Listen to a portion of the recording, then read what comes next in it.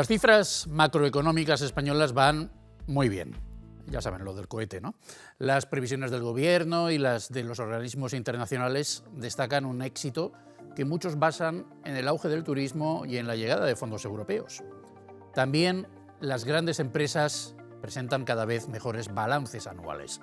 Y sea como fuere, sin embargo, pues los precios siguen subiendo, la vivienda escaseando y los sueldos pues, permanecen estancados, excepto los de los funcionarios y los pensionistas. Como consecuencia de todo ello, el riesgo de pobreza aumenta y la clase media tiende a desaparecer.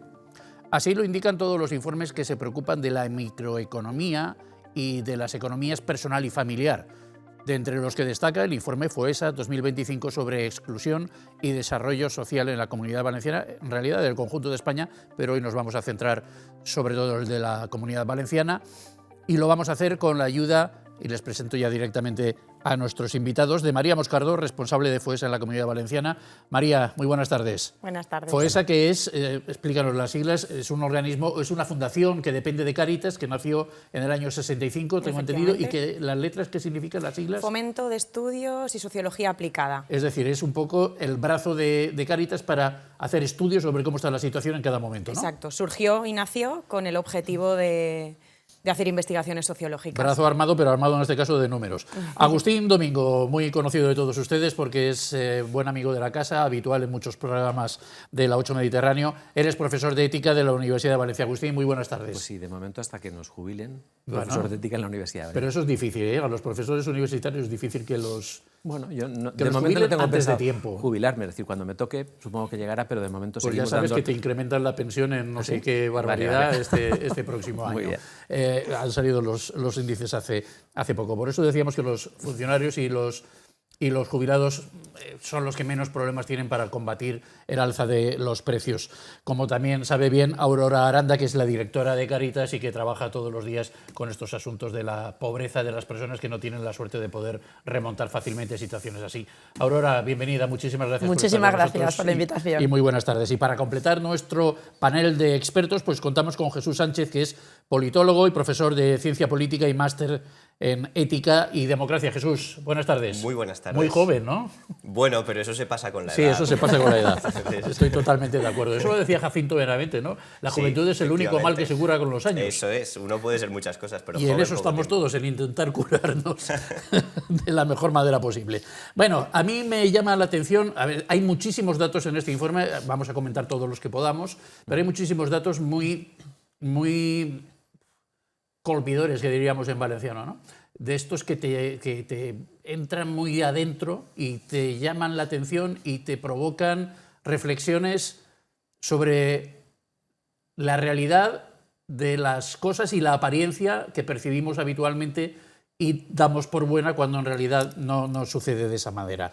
Por ejemplo, uno de esos datos, 1 de cada 5 familias vive en exclusión social en la Comunidad Valenciana y eso no ha mejorado desde 2018, es decir, desde hace 7 años. María, hacer un informe de estas características es para echarse a llorar, ¿no? Bueno, sobre todo es una cosa que merece poner en valor porque no es el resultado del trabajo de 5 o 6 personas.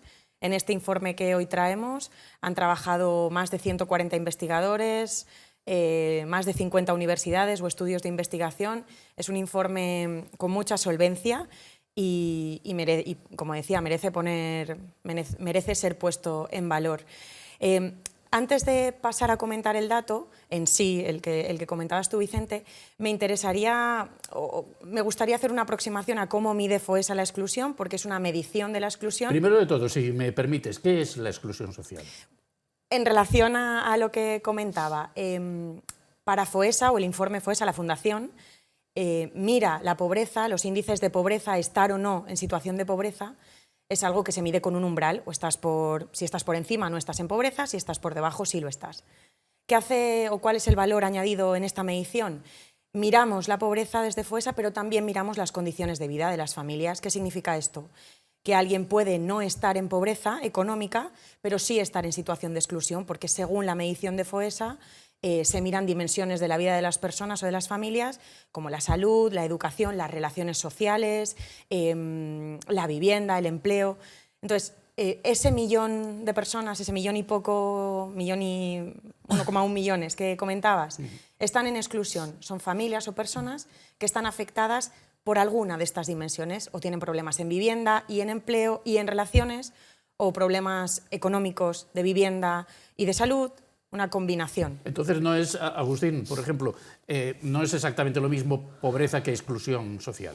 No, incluso a nivel de pobreza podríamos decir, hay pobreza voluntaria cuando uno, teniendo los medios necesarios para vivir, decide y opta pues vivir en la pobreza o en la austeridad, pero son cuestiones distintas.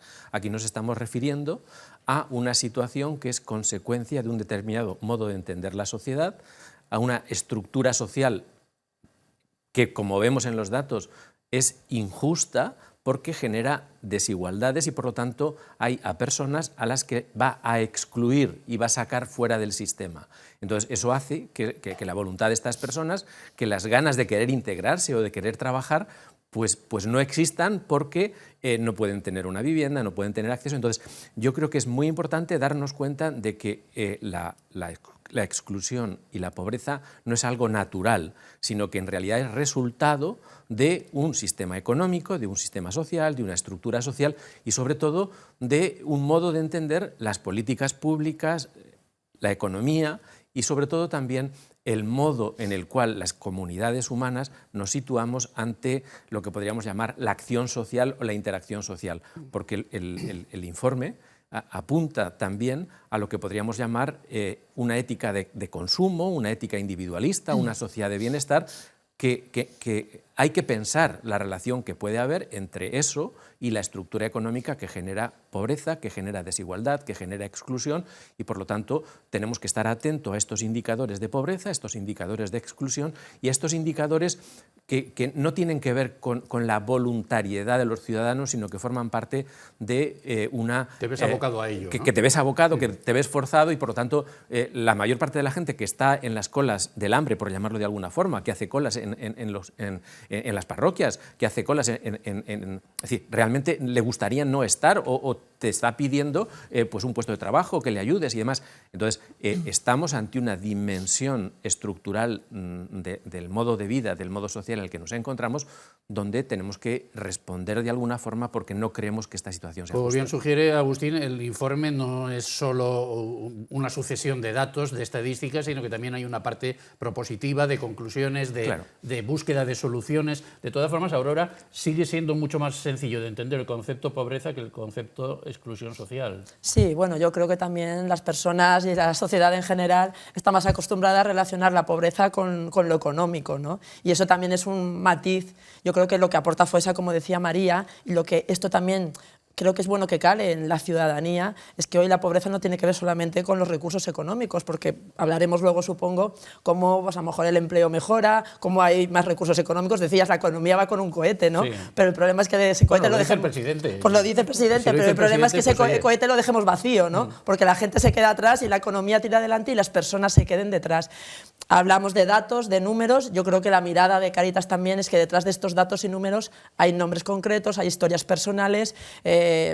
Los datos del informe incluso se han basado en encuestas hechas a familias, a personas. Es decir, que esto no es solamente un análisis estadístico hecho por un ámbito académico, sino que detrás hay historias de vida. Y yo creo que esto es lo que nos tiene que preocupar. Claro, cuando hablamos de exclusión social, por aquí se ha deslizado ya, a la gente no le gusta tener esa etiqueta pegada en la frente, la de soy un excluido social, pero claro, con lo cual damos por hecho que no hacen nada por ser excluidos sociales, con lo cual, ¿quién es el culpable de todo esto? Jesús, la sociedad. ¿Somos nosotros, el concepto sociedad, el que excluye a determinadas personas? Bueno, realmente yo creo, un poco por recoger todo lo que se estaba diciendo, es verdad que nosotros tenemos de forma tradicional muy ubicado a según qué tipo de colectivos, qué tipo de grupos que sí que estarían, digamos, en lo que podemos entender todos como la pobreza material, ¿no? El no llegar a los mínimos materiales de vida, y aquí está todo muy bien presentado y muy bien medido, y se relaciona además con muchos problemas materiales que la propia sociedad reconoce en el informe, que son los que más les preocupan, y ahí encontramos, vamos a hablar seguro,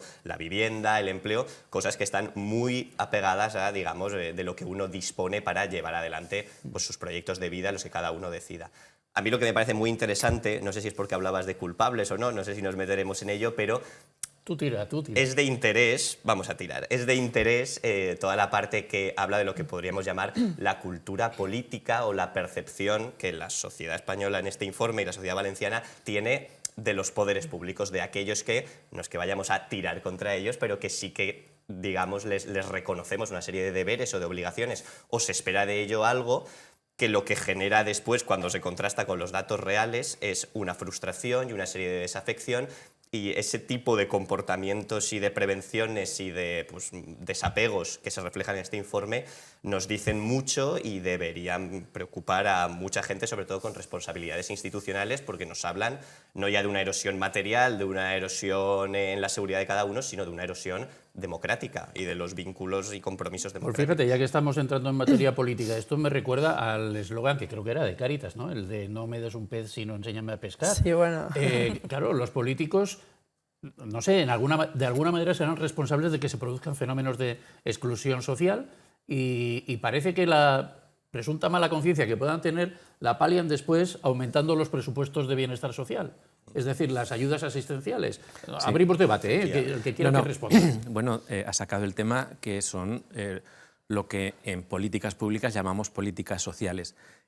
Aquí hay un error de concepto y de fondo, porque a veces se entiende que la política educativa, la política sanitaria y la política social son políticas que en los debates parlamentarios se presentan como políticas de gasto social. Eso es. De tal forma que la opinión pública percibe que como es gasto social es tirar el dinero. ¿Y la prevención qué? No, pero lo que creo yo, y es importante que le demos la vuelta a la argumentación, porque lo que se entiende por política sanitaria, educativa y social son políticas, podríamos decir, de inversión.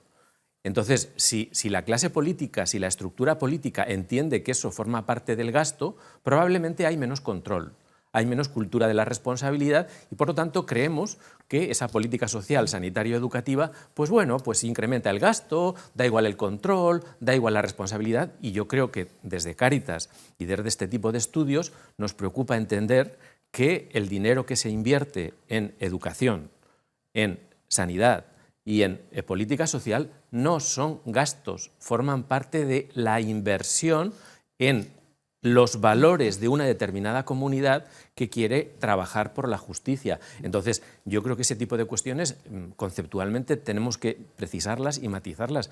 Y creo que este informe, y como decía Jesús, vamos a disparar, este informe debería ser utilizado en los grupos parlamentarios y en los partidos políticos para poder decir, a ver si cuando dentro de 4 o 5 años haya el próximo... ¿Eso está sucediendo?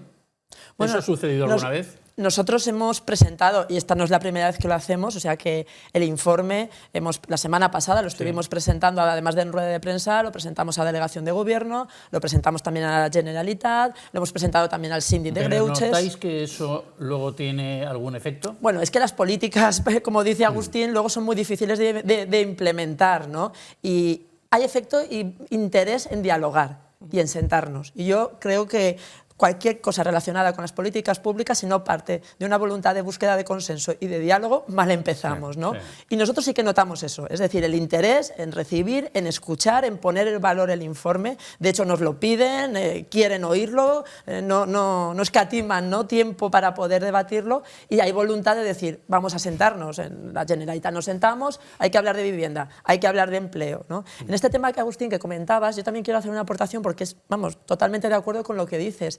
Creo que también hay una conciencia que en la sociedad de que las políticas públicas de gasto social aún son más gasto todavía que la educación, porque la educación y la sanidad nos tocan a todos como ciudadanos, ¿no? Y por tanto eso está más interiorizado. Se ve más como inversión, ¿no? La educación. Cierto, aunque hay ese camino, ¿no? Pero aún existe este tópico también de que las personas en situación de exclusión lo están porque quieren, sí, ¿no? Y esto es una imagen muy extendida y a veces también Pero ¿sabes, Aurora, por qué creo que pasa eso? ¿Por qué? Porque de vez en cuando, cuando hablamos con vosotros, o con Casa Caridad o con alguna otra asociación o fundación que trata con las personas que están en la calle, pues descubrimos que algunos de ellos luego no quieren salir de la calle. Que puede ser, como cualquier... Con el padre Pedro Miret, por ejemplo, que también... Sí, pero esto es como si decimos que alguien que está en el sistema educativo pues desaprovecha su tiempo en la universidad o en el otro. Pero se generaliza, se piensa que esa es la situación Por eso, pero creo habitual. que pues bueno, el hablar de estos informes también ayuda a entender, porque una cosa que el informe también dice claramente es que 3 de cada 4 personas activan estrategias para salir de su situación de exclusión. Y esto es una información importante, es decir, las políticas públicas que se ponen en marcha, las acciones que las entidades ponemos, las personas quieren y están activas, es decir, participan en espacios, en itinerarios, buscan. Es decir, yo creo que ahí hay un camino también importante y esto es bueno, que también empiece a calar en el imaginario, Sí. porque si no, siempre entenderemos la política pública vinculada a lo social como un gasto. No, y también vamos a romper una lanza, porque claro, siempre nos metemos con los políticos, pero de vez en cuando hacen cosas que están bien. Y hay algunos que tienen bastante claro que fomentar el empleo es la mejor forma de evitar luego tener que ocuparnos de personas en riesgo o directamente en exclusión Sí, social. pero a diferencia de otros informes y de otros momentos, una de las conclusiones fundamentales del informe es realmente tener un empleo hoy no te garantiza estar fuera de la exclusión. Un 10,5% de las empleo, personas ocupadas se encuentran en una situación de exclusión social. Un empleo no te integra automáticamente en la sociedad y te convierte en un ciudadano, vamos a llamarlo, normal. Esto hace 10, 15 o 20 años, podríamos decir, la meta de la clase política y de los ministerios era promover empleo porque si te damos la llave del empleo, te damos la entrada al piso de la integración. Hoy el empleo es mucho más precario, hoy los jóvenes cobran mucho menos, hoy el acceso a una vivienda es mucho más complicado y luego se está produciendo un cambio estructural en el modo de entender las actividades, los empleos, los trabajos y las profesiones. Es decir, no entramos de lleno en eso, pero muchas veces a nivel sindical se está preocupado por el tema de los empleos, pero el trabajo es una cosa distinta. Entonces, a nosotros en Cáritas y en este tipo de informes nos interesa mostrar que detrás de un empleado, que detrás de un trabajador hay una familia, hay un rostro, hay una narrativa de vida importante y no solo hay un dato o una estadística. Entonces, lo importante no es solo el empleo, lo importante es el trabajo de calidad y las relaciones familiares que conllevan y sobre todo en qué medida el trabajo tiene una dimensión comunitaria. Si tú tienes un gran empleo y ganas mucho dinero, pero no tienes la posibilidad de formar una familia, de tener una casa y demás, ¿para qué quieres tanto dinero y capital financiero si estás embrutecido desde el punto de vista humano? Entonces, el informe marca un antes y un después respecto al tema del empleo. María, el informe habla de 120.000 personas con empleo de exclusión y citáis ejemplos muy concretos: venta a domicilio, venta ambulante, empleadas del hogar no cualificadas, peones agrícolas eventuales temporeros, reparto de propaganda. Sí, porque según la medición del informe, el indicador contempla que ese tipo de trabajos lo definen como trabajos de exclusión. En relación también a lo que decía Agustín, la mitad de las personas que atendemos en Cáritas, esto es un dato contrastado, trabajan. Es decir, son personas a las que no se les podría pasar por ese filtro de, bueno, si tienes un trabajo, tienes garantizado según qué proyectos. Y esto ocurre por lo que decíamos, por lo que comentábamos, el empleo. Las personas que están en situación de exclusión tienen una relación con el mercado de trabajo particular, con muchas entradas y salidas, mucha temporalidad, empleos de exclusión. Entonces, todas esas dinámicas dificultan que las personas, a pesar de estar trabajando, puedan integrarse, puedan estructurar proyectos de vida, puedan acceder a una vivienda. Claro, cuando además a eso se le suma que los indicadores macroeconómicos mejoran, sí, en el empleo, pero no para todas las personas, no para esa bolsa de personas o para esos empleos menos cualificados, empleos de exclusión. Los ricos cada vez son más ricos, los pobres cada vez son más pobres. Pues así. No, pero fíjate... Pero muy corto, que nos vamos a publicar. No, lo que quiero decir es que la economía va como un cohete, pero es la economía financiera. Si tenemos dinero e invertimos en bolsa, vemos que vamos a tener mucho más dinero. Pero el problema es la economía real, de rostro, de historias y narrativa, es una economía mucho más fragmentada. Y lo que describe el informe es la economía financiera y especulativa puede ir como un cohete, pero la humana y real va por otro lado. Jesús, con un sí o un no, y luego lo desarrollamos. Fenomenal. Esa situación puede derivar en peligrosa y para la estabilidad social del país. Yo te diría sin duda. No sí o no, sin duda. Y Ahora abundamos. Pausa y volvemos enseguida.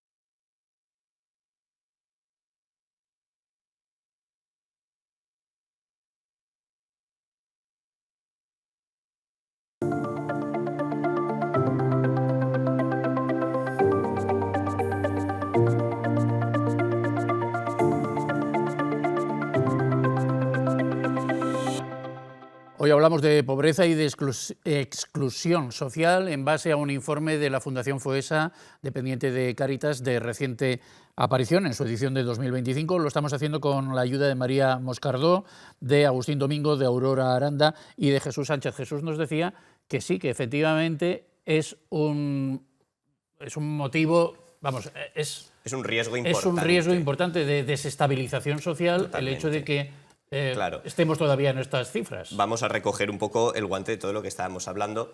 El hecho de que, por ejemplo, la vivienda, por verlo en términos del propio informe, sea el mascarón de proa de las preocupaciones sociales, ya nos están indicando que, aunque las cifras del desempleo en la serie histórica cuantitativa, pues podamos decir que han descendido, aunque las grandes cifras económicas funcionen en las pantallas, realmente la gente está preocupada por sus proyectos de vida y porque no tiene horizontes claros. Lo que decíamos del empleo, ¿no? Ya tener empleo, esto se repite mucho, o los que a lo mejor estamos más pendientes de ello, trabajamos con ello, pero en el imaginario colectivo sigue estando muy asociado el estar empleado a pues, poder desarrollar, y entonces por eso la opinión pública muchas veces tiene una visión muy asistencialista, entonces bueno, para la gente que no tenga empleo, o para la gente que esté en una situación de paro, sí que ayudas sociales, ¿no? Este tipo de subsidios, cuando realmente tenemos que reimaginar todas las políticas sociales porque también tienen una dimensión de frustración o de incapacidad de poder hacerse cargo de la propia situación. Decíamos antes lo de aprender a pescar, en vez de, claro, nos pueden dar canastos de peces y muchas veces los políticos siguen pensando en términos de parchear o de estirar el gasto público, cuando estamos viendo que eso, primero, ni es sostenible y segundo, no ataca, digamos, el meollo, y ahí está la parte de riesgo de muchas personas que están en situaciones de soledad, están en situaciones de desesperanza y sobre todo están en situaciones de que sienten que nadie les puede ayudar. Esto está recogido en el informe y es donde yo veo realmente el riesgo a nivel vínculos sociales, a nivel confianza social y a nivel de uno ya no solo poder hacerse cargo de su vida, sino entonces comprometerse con su entorno. Incluso. A nivel político. Hay algo, sí. María. En relación a lo que decía ahora Jesús, es muy interesante. Una de las particularidades de este informe es que uno de los capítulos está construido del informe global, no el de Comunidad Valenciana, el informe global. Uno de los capítulos está construido en base a una investigación cualitativa. Se ha hablado con familias de, ahora mismo no me acuerdo, 7 Cáritas diocesanas diferentes, para tratar de identificar con ellas los elementos que marcan el camino hacia la exclusión, pero también qué elementos en las vidas de las familias marcan el camino a la integración, ¿no?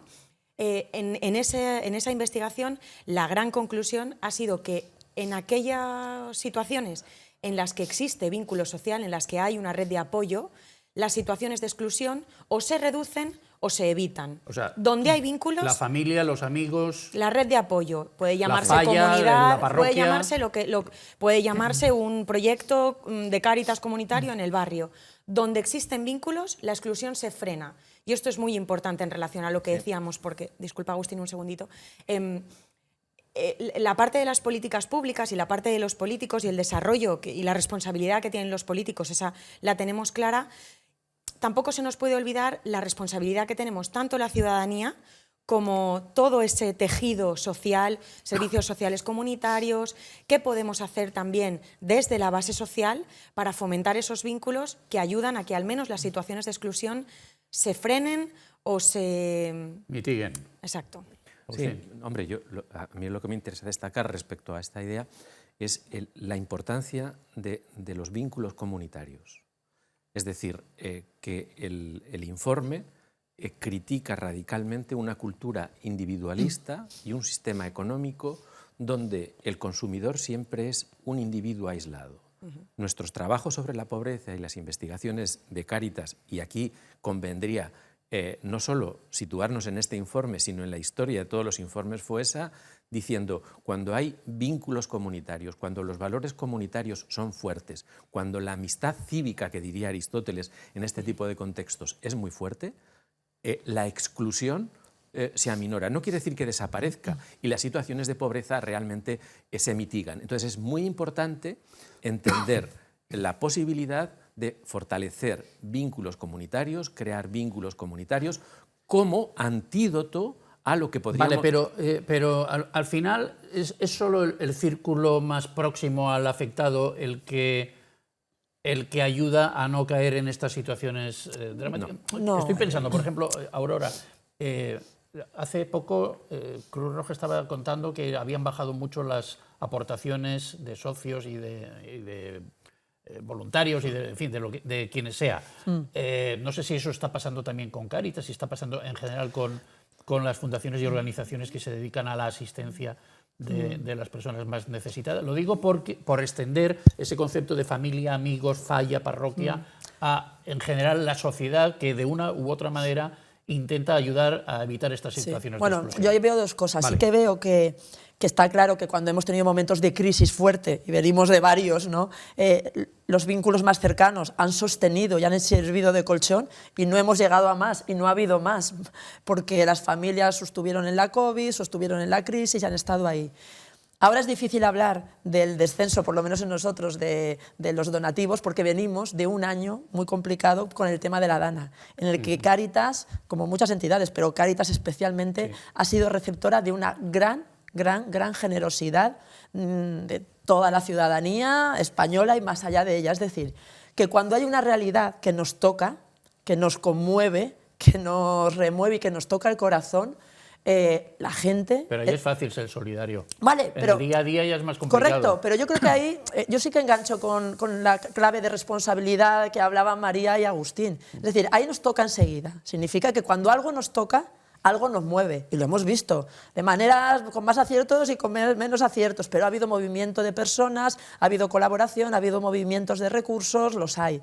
Es decir, que cuando algo nos toca, nos moviliza. Yo creo que aquí la clave es que toda la realidad de las personas que estamos acompañando, ¿no? Como seres humanos, como ciudadanos, como vecinos, nos toque de alguna manera, ¿no? Y por tanto seamos capaces de entender que lo que pasa en el mundo y hacer de este mundo un mundo más justo es cosa de María, todos. ¿qué nos tocaría especialmente de este informe? ¿Qué destacarías tú? Yo he puesto primero el dato que creo que es básico, ahora podemos ir desgranando algunas otras cosas, lo de vivienda que ya ha salido por ahí, el poder adquisitivo, porque claro, conforme aumentan los alquileres queda menos dinero para otras cosas, etcétera, etcétera. Pero tú, ¿qué pondrías como banderín de enganche para llamar la atención, para que la gente se conciencie de verdad del problema que estamos abordando aquí? Antes de responder a esa pregunta, quiero añadir a lo que ha dicho Aurora.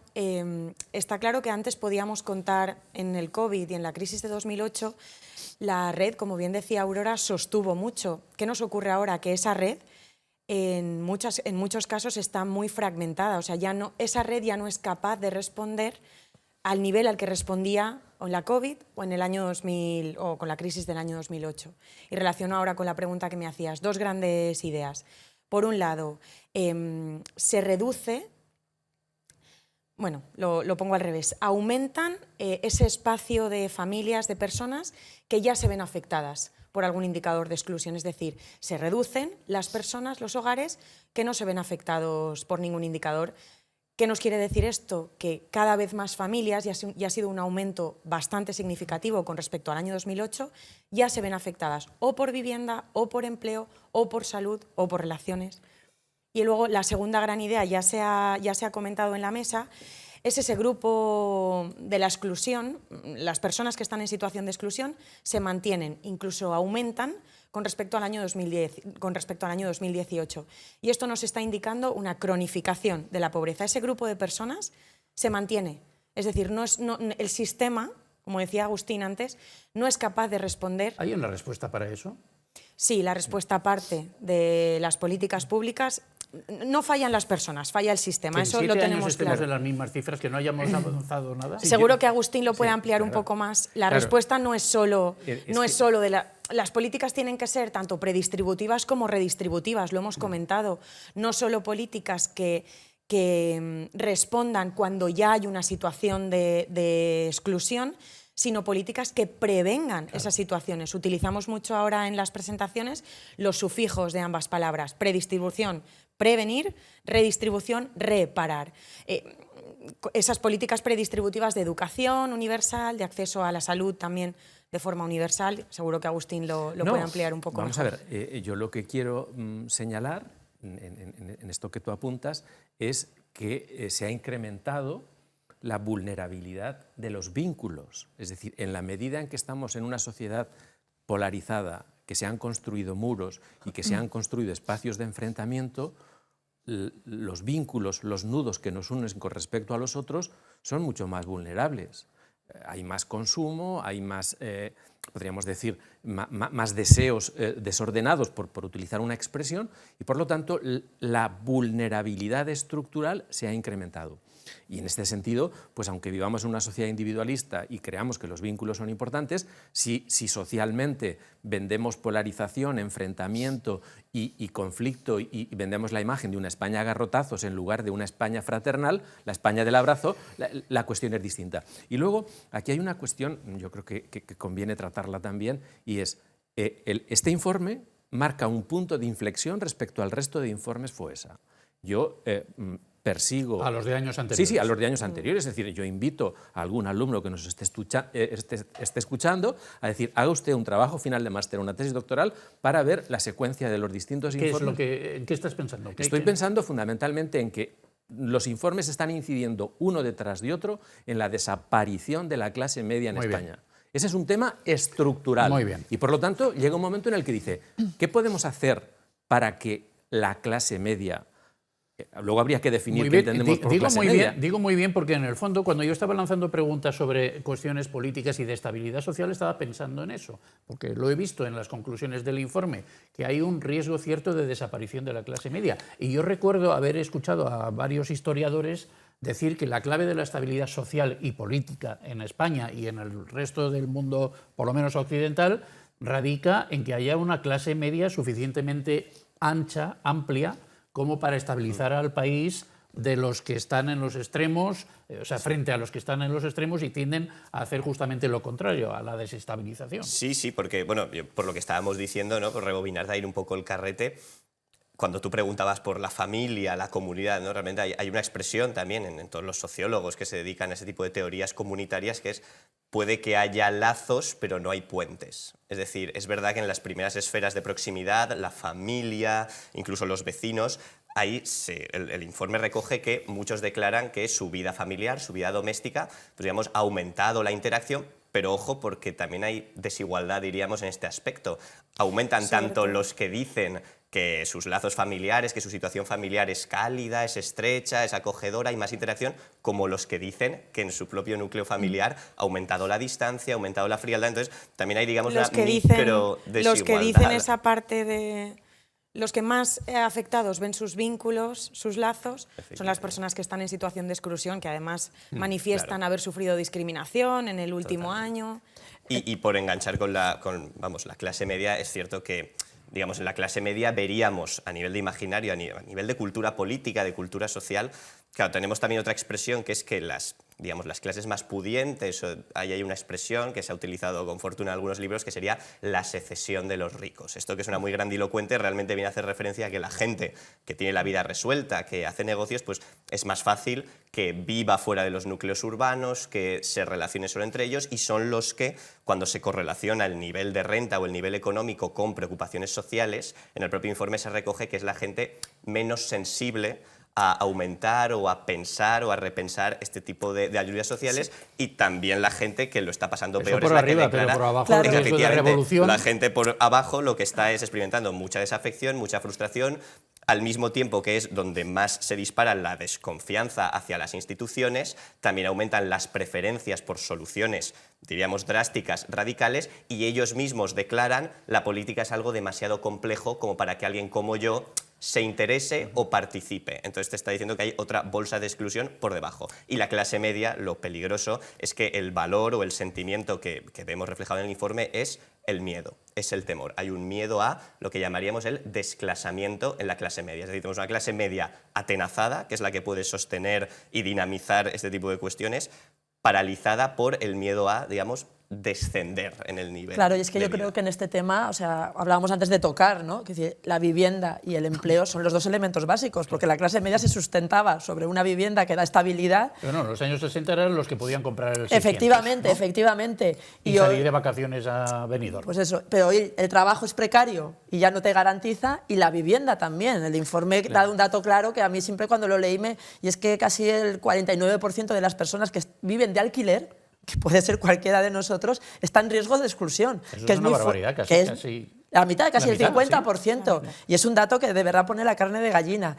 Entonces, y ahí yo también a eso sí que lo hilo con lo que tú dices, Jesús, de este riesgo de movilización social que a veces sorprende, que no haya más también, sí. Porque hay una preocupación de futuro, porque la vivienda, también lo decimos muchas veces, no estamos hablando solamente de las 4 paredes que nos sostienen pues, cuando hace frío o calor. Hablar de vivienda es hablar de relaciones familiares, es hablar de vínculos, es hablar de seguridad, es hablar de poder trabajar desde la educación, desde la salud, o sea que la vivienda hoy para nosotros es un hogar, no es simplemente un techo donde cobijarse.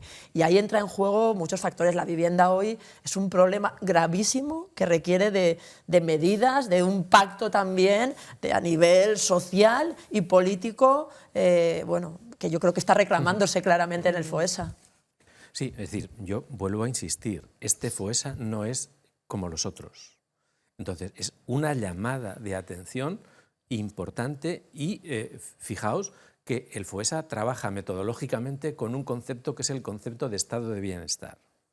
Y yo creo que ese es decir, a mi juicio, habría que revisar el concepto y el modelo de estado de bienestar, incluso con el que se trabaja desde el punto de vista sociológico. Porque cuando se cree que es una variable absolutamente independiente que tiene que servir de referencia a las políticas públicas, no somos conscientes de que en ningún momento en la Constitución española aparece el concepto de estado de bienestar. Eso estructuralmente hay que tenerlo claro. Estamos desarrollando un estado de bienestar y evaluando un estado de bienestar sin preocuparnos por lo que es el estado relacional y el fortalecimiento del estado social. ¿Por qué? Pues porque el modelo de estado de bienestar tiende a que los ciudadanos sean dependientes del Estado y crear una sociedad absolutamente en manos de la clase política y en manos del último populismo. Claro, yo creo que el informe deja muy claro que necesitamos un cambio radical en lo que sería la política social simplemente para que sea constitucional. Yo no estoy pidiendo otra cosa. En la Constitución viene lo del derecho a la vivienda y ya vemos qué pasa con ese... Pero lo que quiero decirte yo es que cuando en la Constitución, en el título preliminar, se habla de Estado social y democrático de derecho, en ningún momento se habla del bienestar. Sí. ¿Qué es lo que sucede? Pero eso es un concepto más socialdemócrata, ¿no? Más, no. Es decir, pero es una cuestión de fondo. Porque esta cuestión de fondo, a veces, incluso nosotros como analistas o como estudiantes de estas cuestiones, pensamos que hay que trabajar con la idea de estado de bienestar. Mire usted, nos preocupa el Estado social y la virtud fundamental del Estado social es la justicia, la prevención, la redistribución, pero no la intervención de la sociedad. Es decir, si el Estado y las administraciones públicas quieren intervenir y tener amarrados a través de pensiones, subsidios a la sociedad, lo que queremos es una sociedad mucho más libre que sea lo que ella tiene que ser. Pero el concepto de Estado de bienestar, insisto, yo creo que viene más de la mano de la socialdemocracia frente a las políticas ultraliberales de Estados Unidos, en fin, la socialdemocracia europea, Alemania... Pero vamos a ver. Y al final deriva en lo que deriva, en un cierto grado de dependencia del Estado. Claro, pero cuando se redactó la Constitución, no estaba ese concepto. Podrían haber dicho los padres de la patria que había modelo noruego, modelo danés y aplicar ese modelo. Pero basándose en podríamos decir, esta tradición social, pero es una tradición socialdemócrata propia y vinculada a la doctrina social de la Iglesia, donde lo social es lo relacional, ni lo socialista, ni lo comunista, ni lo populista. Entonces, realmente el concepto de Estado social te abre la puerta a un Estado donde, podríamos decir, los planteamientos socialdemócratas o de izquierda pueden plantear, pero lo realmente importante es entender que el Estado social no es lo mismo que el bienestar. ¿Por qué? Pues porque cada uno de nosotros tiene un concepto distinto de bienestar. Cuando yo les digo a mis alumnos que uno puede aspirar a que el Estado le financie su modo de vida en la cartuja de Portacelli, me dicen, es que el Estado no puede financiarte tu compromiso por la austeridad y tu compromiso por la pobreza, porque eso no es universalizable. Vamos, que lo de los 400 euros a los jóvenes para que compren discos y vayan al cine, eso no es lo que estamos. Nos vamos a publicidad y volvemos enseguida. Venga.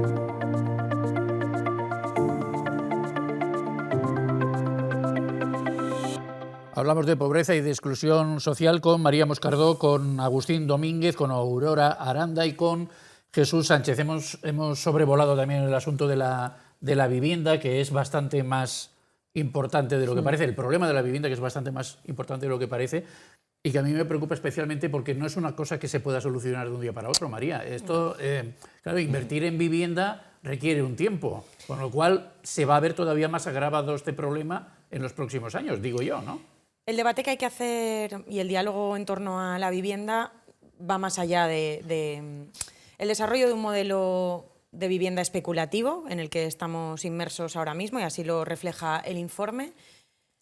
Va en detrimento de la razón de ser de la vivienda, que, como bien decía Aurora antes, ha perdido su uso social.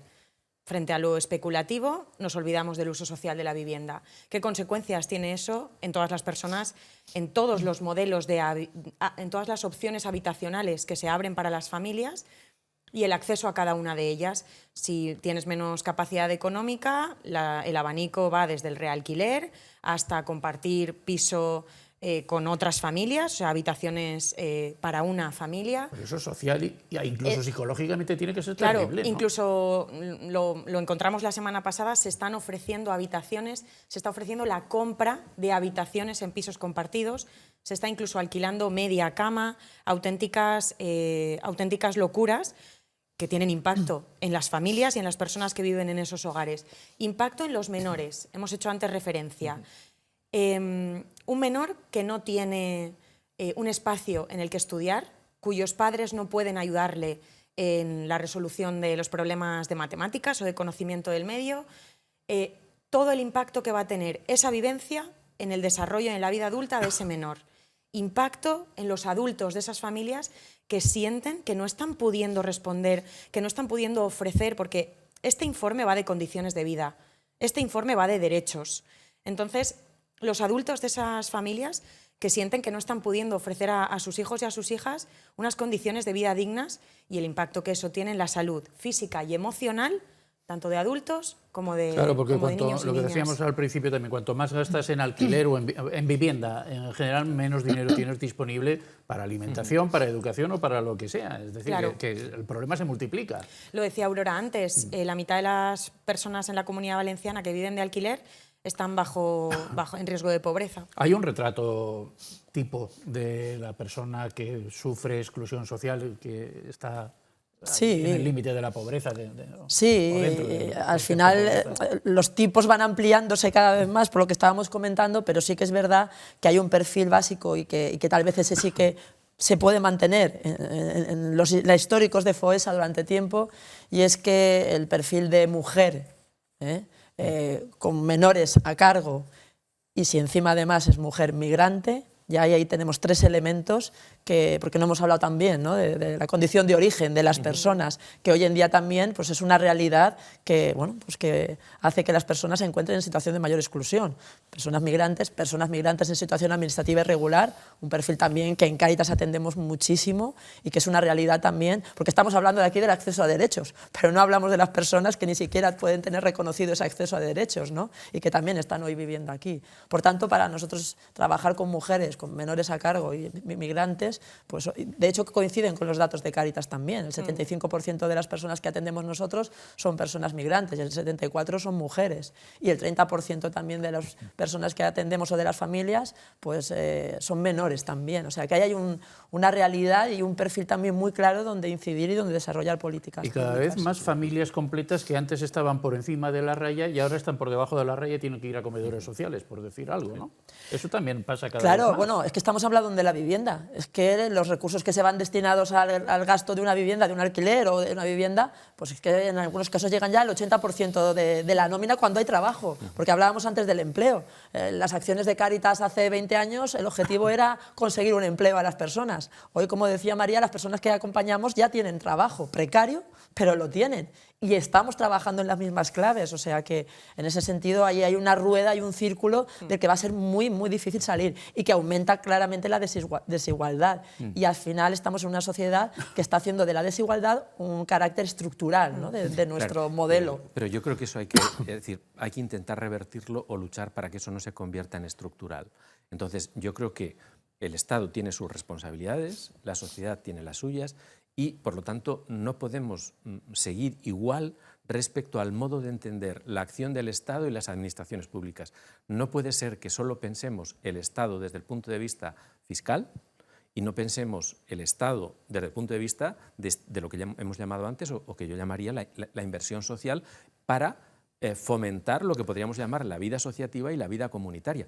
Ciertamente no es responsabilidad del Estado, pero también el Estado y sobre todo la parte fiscal del Estado tendría que fomentar el asociacionismo, la vida comunitaria, la vida cooperativa. Es decir, lo que no hay derecho es que el Estado y la agencia tributaria penalice el vínculo comunitario. Es decir, si yo hago la declaración conjunta con mi mujer, me penaliza. Si yo trabajo más de la cuenta, me penaliza. Llega un momento en el cual al autónomo, cuando pasa a determinado tipo de nivel, ya no le interesa trabajar. Un sistema fiscal y un modelo de Estado que penaliza el esfuerzo, penaliza el trabajo y penaliza la vida en común, tiene que hacérselo pensar. Por lo tanto, desde el punto de vista de la denuncia que hace el FOESA, también hay que señalar a ese tipo de administración pública que no está interesada en los vínculos comunitarios y en los valores comunitarios, que cuando Cáritas u otro tipo de organizaciones sociales hablamos de que hay que fortalecer la vida en común y los vínculos comunitarios, pero sin que el Estado penalice el tipo de inversión comunitaria que estamos realizando. María, esta radiografía que estamos haciendo del informe FOESA para la Comunidad Valenciana, ¿es común en el conjunto de España? ¿Hay diferencias entre comunidades? Hay diferencias y hay particularidades porque hay territorios con mucho más peso de lo rural, que también tiene sus particularidades y sus dificultades. Bueno, los territorios, evidentemente, el informe ha desarrollado 22 informes territoriales, otros 2 informes para Ceuta y Melilla, otro informe para la isla de Ibiza, que ahora mismo tiene una realidad muy particular con el tema de la vivienda, y bueno, para Barcelona y para Albacete. Claro, hay diferencias territoriales, pero es verdad que hay una línea común. La vivienda y el empleo son los 2 motores principales de la desigualdad, lo cual no implica que haya que apartar la mirada de otras cuestiones, como los vínculos, la salud, lo que hemos estado comentando en este ratito. Pero sí, hay una radiografía que es común, que es el sistema, como decía Aurora antes, es el que causa esa desigualdad. La importancia de los vínculos en las trayectorias de inclusión o exclusión, y luego el motor y el empleo como... Aquí destacarías, en el caso valenciano, ¿destacarías alguna fortaleza o alguna debilidad más acusada que en otros puntos de...? Y una de la que nos sentimos orgullosas, y es que pese a que si miramos únicamente al espacio de la exclusión, lo de los vínculos flojea un poco, somos una sociedad muy solidaria, Aurora lo decía antes, apostamos por la sociedad valenciana apuesta por el gasto que supone lo que hemos estado diciendo, el acceso a derechos. Y eso es una muy buena noticia. Eso y que somos muy solidarios. Esas son las 2 grandes fortalezas. Bueno, no, yo ahí destacaría el papel de la sociedad civil valenciana, sí, es decir, sí, otras comunidades autónomas, si podemos analizar, tienen una sociedad civil mucho más débil. La respuesta de la sociedad civil valenciana a la DANA fue espectacular. Probablemente las administraciones públicas, la autonomía, el Estado, tardaron más o tardaron menos, pero lo que está claro es que, vamos a llamarlo, el corazón de la sociedad civil valenciana late a una velocidad y a una fuerza que no tienen otras comunidades. Entonces, lo que habría que hacer desde el punto de vista vamos a llamarlo institucional y político, es fortalecer esos vínculos asociativos, fortalecer esa sociedad civil y trabajar cooperativamente entre administraciones y sociedad civil sin, podríamos decir, presionar a la sociedad civil y promover culturas individualistas que fragmenten la sociedad. Hay dos conceptos en el informe FOESA de este año de Cáritas 2025 para la Comunidad Valenciana que a mí me llaman también especialmente la atención y en los que quiero centrarme ya en esta parte final del programa, porque es ir al origen del problema y a las posibles soluciones. Aquí se habla de modelo social agotado, pero también se habla de semillas de esperanza. Vamos por partes, si queréis. Modelo social agotado. ¿Cómo es posible, y vuelvo a la introducción del programa, que las grandes empresas cada vez ganen más, que el Estado cada vez recaude más, que las cifras macro vayan espectacularmente bien y, sin embargo, veamos estas otras cifras que nos señala el informe sin que nos removamos en la silla lo suficiente? Jesús. Hombre, yo creo que hablábamos antes, ¿no?, de estos modelos de estado del bienestar o de este tipo de cuestiones en las que nos fijamos. Yo creo que nuestro modelo social, o nuestro modelo de estado de bienestar, si queremos decirlo con la ciencia política y con las comparaciones, sí que bebía mucho realmente de esa realidad española, mediterránea, de herencia católica, como quisiéramos llamarlo, donde los vínculos importaban mucho. De ahí, de nuevo, todo lo que hemos ido sacando, la importancia de la vivienda, pero porque realmente es tener un lugar en el que arraigar, desde el que estar asegurado, tener el empleo, la vivienda, y entonces ya poder, digamos, abrirse al resto de la sociedad, ¿no? Este tipo de lo que hemos hablado, la familia como elemento nuclear, como red de seguridad, el papel de los abuelos, que aparece también en el informe, ¿no?, en las épocas de crisis. O sea, todo este tipo de cuestiones respondían a un determinado modelo en el que, digamos, era más débil las transferencias del Estado, las inversiones del Estado, pero porque se contaba con una fortaleza importante a nivel del núcleo familiar. Claro, cuando este informe recoge y cuando todos también podemos percibir que hay más individualismo, que hay más aislamiento, que hay menos capacidad de empatizar porque hay más sospecha, más recelo, digamos, nos fiamos menos del vecino, no nos fiamos nada de las instituciones, los lazos familiares se debilitan. Claro, ahí yo creo que cuando se habla de modelo social agotado se habla de ese tipo de cosas porque tienen luego su traducción material. Cuando hablamos del sistema de las pensiones, cuando hablamos del sistema... O sea, está todo diseñado para presuponer un factor de solidaridad que, claro, si la máquina se gripa y hay problemas en el empleo, pero también hay problemas en este tipo de dinámicas sociales, pues digamos, tenemos el cuadro completo muy desmontado, ¿no? Y realmente luego es por eso difícil también imaginar o rediseñar estas cuestiones a nivel de políticas públicas, porque tenemos unos valores o esperamos un tipo de cosas o hemos conocido un tipo de dinámicas que nos encontramos aunque no están funcionando, pero no somos capaces... Cambiar un modelo social no es fácil. Por eso, entonces no somos capaces de... Vamos, nosotros a lo mejor aquí entre los cuatro pues podemos repensarlo, pero no es fácil a nivel institucional primero trasladarlo y luego en situaciones donde hay mucho consenso social para que se cambie, pues nos encontramos con que son grandes pugnas políticas. O sea, cuestiones que la sociedad tiene muy claro, el tema de la vivienda, la sociedad tiene claro que es un problema. ¿Por qué entonces forma parte, ¿no?, del debate más encarnizado y de esa sensación de parálisis a nivel de actuación pública? Y tiene un apellido también, este modelo social agotado tiene otro apellido que es un modelo social y ecológicamente insostenible. No hemos hablado, pero lo integro. Somos seres interdependientes que dependemos los unos de los otros, las unas de las otras, pero también dependemos de la naturaleza. Y el modelo social agota los recursos naturales y no está siendo capaz de recuperarlos.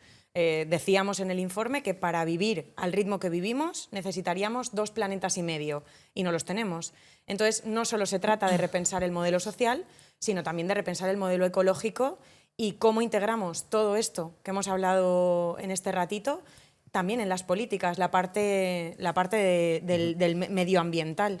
Sí, bueno, teniendo en cuenta lo medioambiental, no nos olvidemos que lo medioambiental surge en el discurso político cuando nos preocupa la relación entre generaciones. Sí. Entonces yo creo que hace falta repensar el contrato social desde el contrato intergeneracional. Esto es muy importante porque desde el punto de vista financiero y político nos encontramos con un baby boom, con una generación del baby boom, con unos jubilados que están detrayendo recursos a las nuevas generaciones y que en un determinado momento, podríamos decir, la solidaridad espontánea que tenemos los abuelos con los hijos y los nietos es espontánea, pero ¿qué es lo que sucede? realmente el Estado no se ha pensado en clave intergeneracional. A lo mejor la baja natalidad está fomentando el alza del egoísmo y de la falta de perspectiva porque total, no tenemos hijos o nietos a los que legar el planeta, pues... Sobre todo la particularidad que hace el informe de esta... No habla tanto de ruptura intergeneracional, sino que los jóvenes ahora mismo estamos, permitidme que me incluya. Sí, mujer, nosotros también. Los jóvenes sienten que todo lo que están aportando no tienen claro hasta qué punto todo ese aporte que están haciendo al sistema, no tienen claro que el sistema se lo vaya a devolver. Entonces se vende una ruptura de pacto intergeneracional que no es tan así. Los jóvenes no culpan a los mayores de su situación, reconocen que es un problema del sistema, pero claro, entran al mercado laboral en unas condiciones, como decíamos al principio, mucho más precarias. Entonces no saben hasta qué punto... Para mí esto es importante también por romper una lanza en positivo, ¿no? Y un poco de esperanzadora frente al futuro que tenemos delante, ¿no? No, y digo que es importante esto porque hay diferencia entre culpar a las generaciones nuevas o a la juventud que estamos en este momento o a la generación en este momento, pues solamente de hablar de individualismo, de descreimiento, de miedo, y también hay un sistema que dificulta, ¿no? Y que lo que hay es preocupación, inseguridad, ganas de hacer cosas. Creo que también a veces la indignación se traduce también en ganas de movilizarse, de buscar respuesta, de tener otras alternativas. Y yo creo que esto es importante también, es decir, gente que pueda movilizarse, ganas de hacer otras cosas, preocupación por lo que el futuro pueda llegar, nos habla también pues, de una juventud que a mí pues, me alegra ver, bueno, pues que va a intentar también cambiar el mundo y hacer las cosas diferentes. Yo no quiero acabar esto sin que parezca que nuestra sociedad está solamente ahí hundida en el pesimismo, ¿no? Yo creo que los hechos, sean o no luego extrapolables a otras realidades, pero los hechos que hemos vivido este año aquí en Valencia pues nos demuestran que, pues eso, que hay posibilidades y que no está perdido y que es posible trabajar de otra manera. A ver, esos brotes verdes. Tenemos 3 minutitos para resumir, sacar conclusiones y aportar algo de esperanza, si es que cabe hacerlo. Tampoco vamos a engañarnos, si no la hay, no la hay, pero, en fin, María. Hay esperanza y en esos brotes que decíamos está, como bien decía ahora Aurora, somos una sociedad solidaria, creemos en el aporte económico que hacemos al sistema para que luego nos lo devuelva y sobre todo todo se basa en dialogar en torno a un nuevo modelo, porque desde luego el que tenemos genera desigualdad y no responde. Los hacen los políticos. O convencemos a los políticos, Aurora ya está en ello, los ¿no? políticos, porque ya ha visto a la delegada del gobierno, al presidente de la Generalitat, no, porque ha habido ahora... A la vicepresidenta sí. Y tendremos, María y yo, otro encuentro con Castellón y Alicante también, porque esto es un encuentro donde hacemos fuerza a todos. Y ahora hay que ir a ver a los portavoces parlamentarios, etcétera, etcétera, ¿no? También tiene la sociedad responsabilidad, todos los actores, tanto la sociedad civil como las administraciones. Agustín. Bueno, primero, un brote verde. Venga. No podemos dudar de las investigaciones científicas y sociales, es decir, tenemos un buen diagnóstico. Pero nadie lo hace, ¿no? No, pero lo que quiero... Lo que quiero hacer ver es que tenemos un buen diagnóstico y, por lo tanto, a ver qué terapia realizamos. Y en el informe aparece una categoría que creo que va a ser en el futuro la más importante y es el tema del cuidado. Necesitamos pasar del estado de bienestar al estado de los cuidados, de una democracia del bienestar que nadie sabe lo que es, a una democracia de los cuidados, porque eso es poner la responsabilidad de la sociedad y de los agentes sociales en el centro del debate. Aurora. Me uno a lo que dice Agustín y el informe habla del bien cuidar, ¿no? Pasemos de ese bienestar al bien cuidar, ¿no? Y ahí tenemos un reto grande que trabajará además la dimensión comunitaria y la dimensión de vínculos y sobre todo, bueno, pues que hay semillas de esperanza en los jóvenes de nuestra generación y de nuestra sociedad, así que a por ello. Y como los jóvenes comen muchas semillas, a ver si fructifican. Jesús. Hombre, pues mi brote verde tiene que ser que estamos dando valor, y en este informe se ve, a los vínculos sociales, y ahí se hila todo lo que estamos diciendo de responsabilizarse, de hacerse cargo. Venimos quizá de unas décadas con un relato en el que lo importante era algo casi prometeico, ¿no? Irte de tu casa, irte de tu país, cambiar de trabajo todas las semanas, no tener vivienda porque ibas a vivir en todos los sitios, y el carpe diem, ¿no? Pero un carpe diem, digamos, escogido, elegido.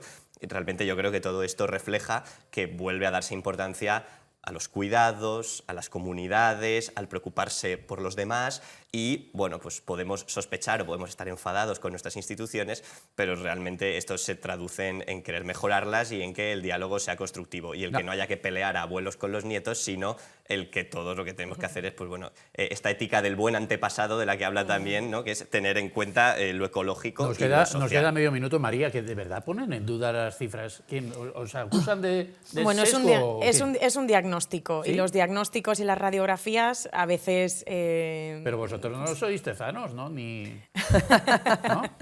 ¿Qué? Las radiografías a veces caen un poco... Bueno... En fin. Bueno, pues esto es lo que hay. Esto es lo que hay y vamos a ver si el año que viene podemos decir que las cosas han mejorado un poquito. Desde 2018 ya hemos visto que no. Ojalá en 2026 podamos hablar de otra manera. Gracias a los cuatro por vuestra participación, por haber venido a contarnos las entrañas de este informe FOESA de Cáritas referido a la Comunidad Valenciana. Y a ustedes, señoras y señores televidentes, como siempre les digo, gracias por la atención prestada y queden ustedes con Dios.